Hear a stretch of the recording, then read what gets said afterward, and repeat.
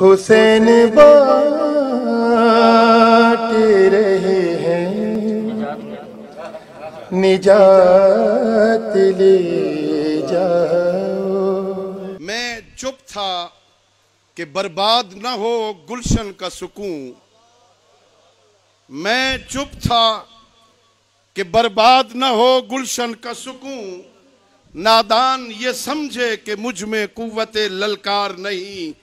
قائد ملت جعفریہ، نمائندہ ولی فقی، حجت الاسلام والمسلمین، علامہ سید ساجد علی نقوی، نعرہ تکبیر، نعرہ رسالت، نعرہ حیدری، بر محمد و آل محمد۔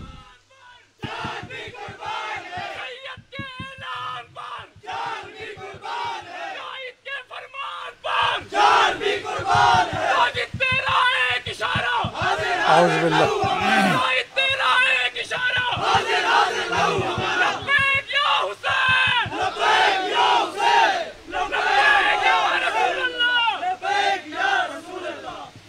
اعوذ باللہ من الشیطان الرجیم، بسم اللہ الرحمن الرحیم، الحمدللہ رب العالمین، والصلاة والسلام علی سید الانبیاء والمرسلین ابی القاسم محمد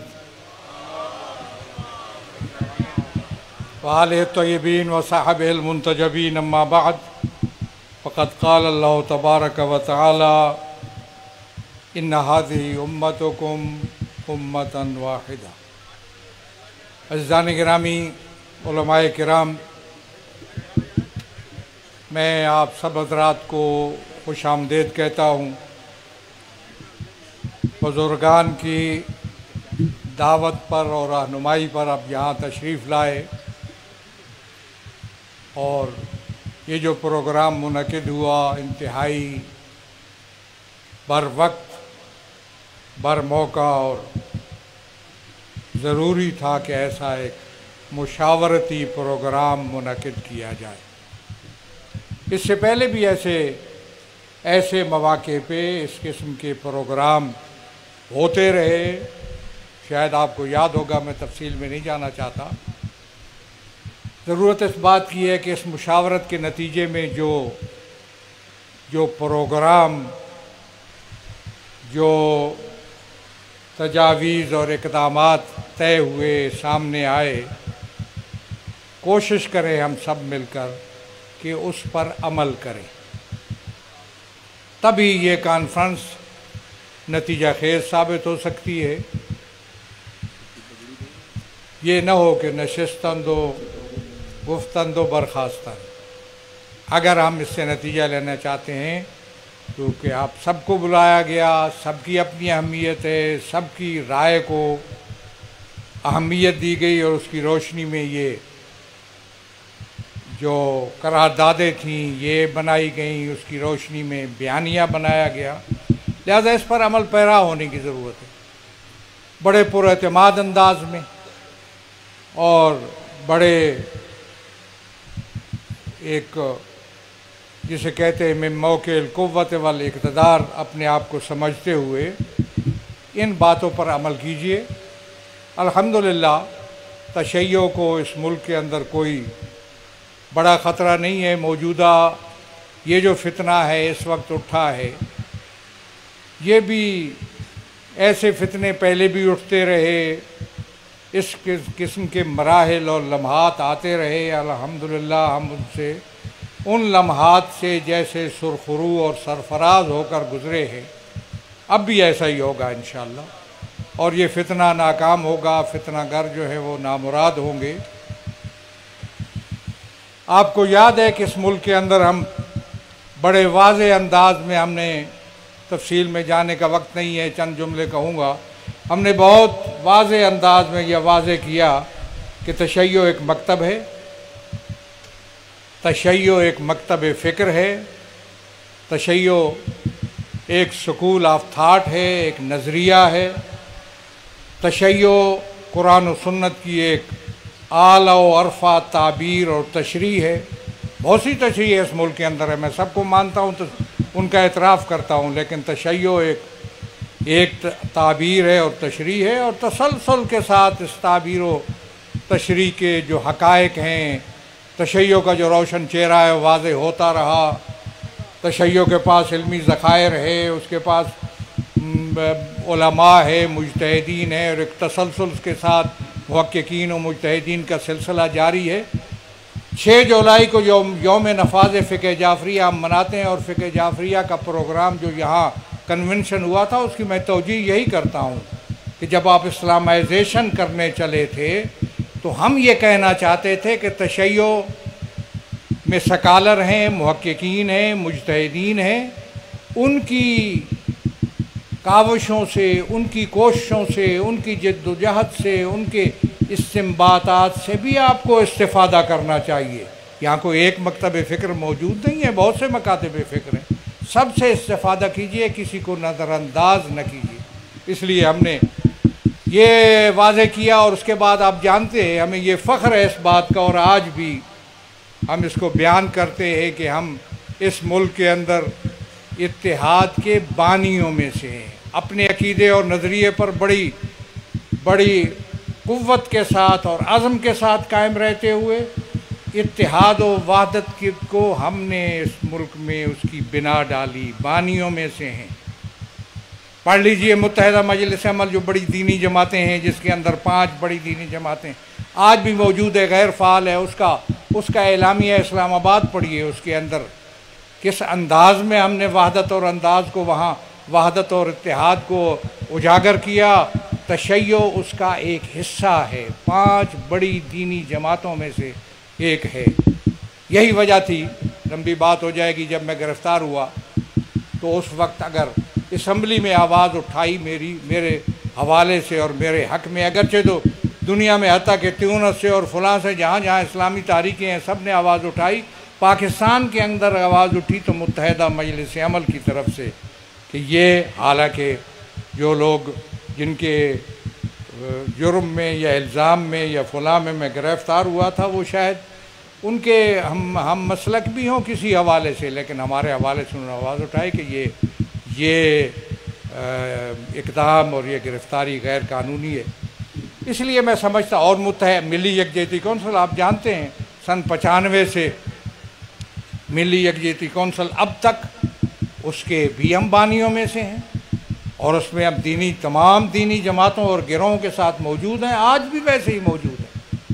فتنے اٹھتے رہے، ہم ان فتنوں کا مقابلہ کرتے رہے، اب بھی یہ فتنہ اٹھا ہے، یہ انشاءاللہ یہ فتنہ جو ہے یہ اپنی انجام کو پہنچ جائے گا اور خاتمے کو پہنچے گا، لیکن اس کے لیے ظاہر ہے پریشان تو ہونا تھا، اور اس کے لیے اقدامات کرنا چاہیے تھا، مشاورت ہونی چاہیے، مشاورت ہوئی۔ اس مشاورت کو آپ منطقی انجام تک پہنچائیے، اس قسم کی مشاورتیں جاری رہنی چاہیے، اور اس کے لیے جو اقدامات تجویز ہوں، کوئی زیادہ گھبرانے کی ضرورت نہیں۔ میں نہیں سمجھ سکا یہاں کوئی ریفرنس کی بات ہوئی سپریم کورٹ کی حوالے سے، یا کیا ہوا، کس حوالے سے ریفرنس ہو۔ مجھے کسی عدالت میں جانے کی ضرورت نہیں ہے، میں سول کورٹ سے لے کر سپریم کورٹ کے 20 فیصلے رکھتا ہوں جو تشیع کے حوالے سے، ان کے حقوق کے حوالے سے آخری کنفرم فیصلے ہیں، ضرورت ہی نہیں ہے۔ میں اب روکتا ہوں لوگوں کو عدالت میں جانے سے، حتیٰ کہ گرفتاری کے وقت میں بسا اوقات اگرچہ مشکل میں ہوتا ہے لوگوں کے لیے، میں کہتا ہوں کہ کسی کو ضمانت کرانے کی بھی ضرورت نہیں، نہ ضمانت نہ وکالت، لیکن مشکل پیش آتی ہے، بسا اوقات کرنا پڑتا ہے، کوئی پرابلم نہیں ہے۔ اگر کوئی مشکل ہو اس حوالے سے ہم دیکھ رہے ہیں، اس دفعہ جو اس مرتبہ میں آپ کو بتا دوں، اس دور حکومت میں نوٹ کرانا چاہتا ہوں، کنفرم کرانا چاہتا ہوں، ایسی باتیں ہوئیں جو گزشتہ دور حکومت میں نہیں ہوئیں۔ ایف آئی آریں پہلے بھی ہوتی رہی ہوں گی، اب کے مرتبہ جو ایف آئی آریں ہوئی وہ کس نوعیت کی ہوئی؟ گھر میں کوئی شخص پڑھ رہا تھا درود یا زیارت پڑھ رہا تھا یا درود پڑھ رہا تھا یا اذان دے رہا تھا، اس پر ایف آئی آر کس کے ذمہ لگایا؟ یہ کام یہ بازو ہمارے آزمائے ہوئے، ایسا مت کیجئے۔ ہم اس ملک کے شہری ہیں، ہمارے شہری حقوق ہیں، اور آئین کے اندر ہماری صورتحال کنفرم ہے۔ میں بات نہیں کرتا لوگ پھر میں بعض باتوں سے خود، جو مسلم و غیر مسلم کی تعریف آئین کے اندر ہے، پڑھ لیجئے، جو قانون جانتے ہیں جا کر پڑھیے، میں دفعہ 260 ہے یا کتنا ہے مجھے یاد ہے شاید، اس کا سب سے بہتر مصداق پاکستان کے اندر ہم ہیں۔ مجھے ضرورت نہیں یہ حوالہ دینے کی، اس لیے کہ یہ چیزیں کنفرم ہیں، واضح ہیں اور روشن ہیں۔ میرے حقوق کی بات، شہری آزادیوں کا مسئلہ پاکستان کے آئین کے اندر واضح ہے۔ غیر قانونی اقدام ہے کسی مجلس کو روکنے کے لیے FIR کرنا۔ میں محض آرائی کا قائل نہیں ہوں، میں رابطوں کا قائل ہوں، میں پرامن احتجاج کا قائل ہوں۔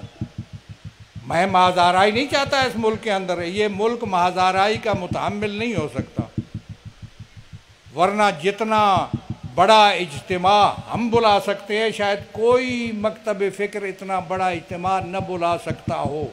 اسلام آباد متحمل نہیں ہوگا جب ہم لوگوں کو اس کی طرف بلائیں گے۔ اس لیے میں ان باتوں کو نہیں چھیڑتا، ہم وحدت و اتحاد والے ہیں، ہمارا موقف بڑا واضح ہے۔ تشیع ایک ضابطۂ حیات کی تشریح و تعبیر ہے، ایک قرآن و سنت کی تعبیر ہے، اور یہاں ماننے والے تشیع کے بے پناہ تعداد میں موجود ہیں، ان کا حق ہے، آئین بھی اس کو تسلیم کرتا ہے۔ اس لیے ہمیں کوئی فکر مند نہیں ہونا چاہیے، لیکن یہ فتنے جو اٹھتے ہیں ان کو روکنے کے لیے تدبر سے، حکمت سے، دانائی سے، ایک فتنہ نہیں ہے، کفریات و شرکیات کا فتنہ پہلے ہے۔ توہین اہل بیت یا توہین صحابہ کی آپ بات کرتے ہیں، توہین الوہیت ہو رہی ہے یہاں پہ، توہین قرآن، توہین رسالت وہ پہلے ہیں۔ وہ جو توہین توحید ہے اس ملک کے اندر، اس پہ پہلے ہمیں آواز اٹھانی چاہیے، پہلے بات کرنی چاہیے، اس کے خلاف بھی مناسب اقدامات کرنے چاہیے۔ اور کچھ ہو رہے ہیں اقدامات، ان کو اور زیادہ منظم، اور زیادہ بہتر، اور زیادہ قابل قبول بنانے کی ضرورت ہے۔ لہٰذا یہ توہین توحید ہو یا توہین امامت ہو یا توہین رسالت ہو یا توہین امامت ہو یا توہین اہل بیت ہو یا توہین صحابہ کرام ہو، بڑا واضح موقف ہے ہمارا۔ ہم تکفیری نہیں ہیں، ہم کافر نہیں قرار دیتے کسی کو، کافر قرار دینا بھی ہمارے ہاں درست نہیں ہے۔ ہم گالم گلوچ والے بھی نہیں ہیں، انی اکرہ لکم ان تکونوا سبابین، ہم توہین والے بھی نہیں ہیں۔ ہمارے مراجع کا انہی دنوں میں ایک چیز آ گئی کہ مقدسات کی توہین ہمارے ہاں حرام ہے، باقی رہ کیا گیا؟ حقائق بیان کرنا، تاریخی حقائق کو مناسب انداز میں بیان کرنا، یہ ہمارا حق ہے۔ لہذا تشیع کو، حقائق کو بیان کرنا یہ ہمارا حق ہے۔ خلیفۃ بلا فصل کہنا ہمارا حق ہے۔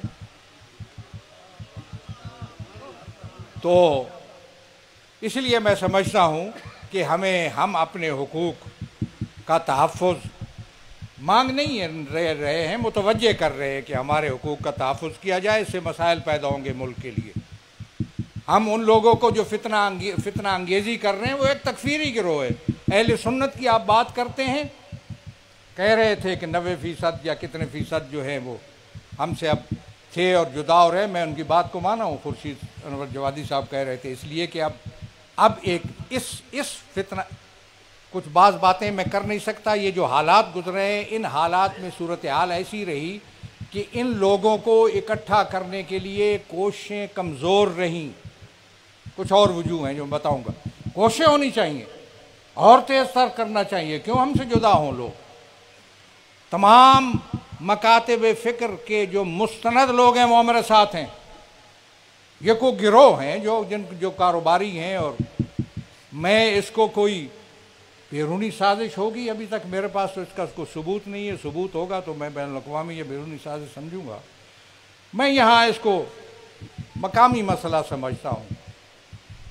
پاکستان کا اندرونی مسئلہ ہے، البتہ کچھ عناصر ہیں جو اس کو ہوا دینے والے ہیں، اور اس کے لیے اتنا فکر مند نہیں ہونا چاہیے۔ لیکن پھر میں تکرار کروں گا کہ یہ جو پروگرام ہوا یہ اس حوالے سے ہوا کہ اس وقت جو فتنہ انگیزی ہو رہی ہے اس کے لیے ہمیں ایک موقف، ہمیں ایک لاہ عمل لینا چاہیے، اور وہ موقف بھی آپ کو مل گیا، لاہ عمل بھی مل گیا، اس پر عمل کرنے کی ضرورت ہے۔ یہ مشاورت انشاءاللہ اسی انداز میں، یہ مشاورتی عمل ہے، کوئی کسی کو کسی پر ترجیح نہیں ہے، برابری ہے سب کا رائے میں۔ البتہ ہمیں درجات کا، مراتب، حفظ مراتب کا خیال کرنا چاہیے۔ ضرور میں متوجہ کروں گا کہ حفظ مراتب کا خیال ہو، رائے سب کی برابر ہے کہ حفظ مراتب ہونا چاہیے۔ یہ رائے دیجئے، کوشش کیجئے، آراء آپ کی جمع ہونی چاہیے، اور ہوں گی جمع، اور ان کو مزید اس کو شکل دے کر، اور آگے یہ جب جس پر عمل ہو جائے گا تو اگلے مرحلے کے لیے مزید آراء آپ کی آئے گی تو اس پر بھی عمل ہوگا۔ میں آخر میں بزرگ علماء کا، تمام کا، ان کا شکریہ ادا کرتا ہوں، ان کی رہنمائی کا، اور شکریہ ادا کرتا ہوں آپ کا، آپ نے ضامت فرمائی، بر وقت آپ تشریف لائے، اور میں دعا کرتا ہوں کہ خداوند عالم بارہال ہم پہ اپنے رحمت اور برکت نازل فرما، بارہال شر شیطان، شر دشمنان سے اپنے حفظ و امان میں رکھ، ہماری پریشانیاں دور فرما، مشکلات رفع فرما، تشیع کو سرفرازی و سر بلندی عنایت فرما، دشمنان کو ذلیل و خوار و نیست و نابود فرما۔ ہمارے ساتھیوں میں سے جو لوگ کسی مشکل میں ہیں، کسی پریشانی میں، ان کی پریشانی رفع فرما، جنہیں کوئی مرض، کوئی بیماری کا خدشہ یا خطرہ ہے، بارہال ان کو اس سے سلامتی اور عافیت عنایت فرما، تمام حضرات کو ان حالات میں عافیت سے سرفراز فرمائے، اتحاد و وحدت کی برکتوں سے مالا مال فرما، اتحاد و قوت کو اور زیادہ مضبوط اور توانا بننے کی ہم ہمت عنایت فرما، اس قسم کے مشاورتی اجلاس کو جاری رہنے، ان سے استفادہ کرنے، ان پر عمل پیرا ہونے کی ہم سب کو توفیق عنایت فرما، بارہال پاکستان کو سلامتی اور خیر عنایت فرما۔ والسلام علیکم ورحمۃ اللہ وبرکاتہ۔